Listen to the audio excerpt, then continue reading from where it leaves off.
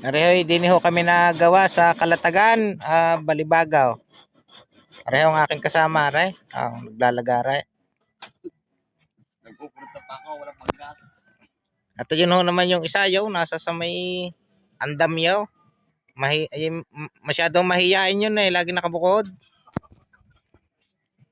Di ako kaya ipaisi-isi hindi nagpupunot. Naunahan ako ng dalawang araw, maya may 5 kilo na. Nasabi ako.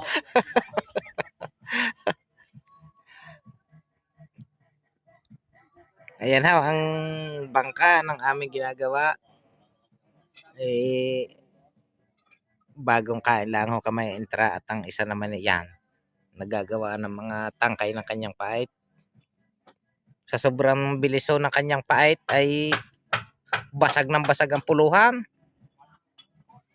Dinadaan na sa laki ng braso.